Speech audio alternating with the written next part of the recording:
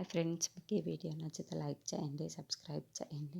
వరలక్ష్మి వాళ్ళు పింకీని తీసుకుని హాస్పిటల్కి వచ్చి డాక్టర్ని చూపిస్తూ ఉంటారు. ఇంతలో అక్కడ ఉన్న వెన్నెల మాత్రం అమ్మ పింకీకి ఏమీ గాయం కాలేదు, పింకీని ఎవరో చంపాలనుకున్న వాళ్ళు ఎవరో కూడా నాకు తెలుసు అని చెప్పేసి అంటుంది. ఆ మాటలు వినగానే అక్కడ ఉన్న వరలక్ష్మి ఇంట్లో ఉన్న వాళ్ళందరూ ఒక్కసారిగా షాక్ అయిపోతూ ఉంటారు. వాళ్ళెవరో కాదు, ఇదిగో ఈవిడే అని చెప్పేసి చూపిస్తూ ఉంటుంది. అది చూడగానే అక్కడ ఉన్న వాళ్ళందరూ ఒక్కసారిగా షాక్ అయిపోతే వెన్నెల వైపుకు చూస్తూ ఉండిపోతారు. ఇంతలో అక్కడున్న నందిని అయితే ఏంటి ఇది ఇలా చెప్తుంది అని చెప్పేసి అనుకుంటూ ఉంటుంది. ఇంతలో అక్కడున్న వరలక్ష్మి నువ్వేం మాట్లాడుతున్నావు అని చెప్పేసి అడుగుతూ ఉంటుంది.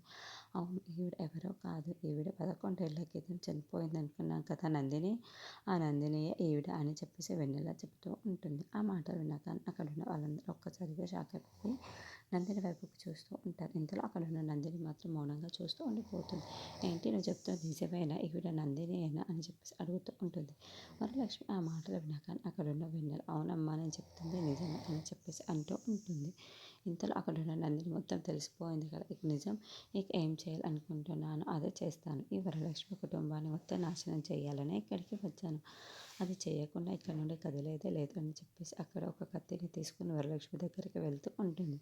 ఇంతలో అక్కడున్న వరలక్ష్మిని చాలా గట్టిగా పొడుస్తూ ఉంటుంది. ఇంట్లో ఉన్న వాళ్ళందరూ చూసి ఒక్కసారిగా షాక్ అయిపోయి ఏం చేస్తున్నావు నువ్వు అని చెప్పేసి చాలా గట్టిగా అరుస్తూ ఉంటారు. ఇంతలో అక్కడున్న నందిని మాత్రం వరలక్ష్మి కడుపులోకి కత్తిని దించేస్తూ ఉంటుంది. అది చూసిన వెన్నెల ఇంట్లో ఉన్న వాళ్ళందరూ అయితే ఒక్కసారిగా షాక్ అయిపోయి ఆపు ఆపు అని చెప్పేసి నందిని వెనక్కి లాగుతూ ఉంటారు. ఇంతలో అక్కడున్న వరలక్ష్మిలోకి కత్తి దిగడంతో అమ్మ అని చెప్పేసి చాలా గట్టిగా అరుస్తూ ఉంటుంది.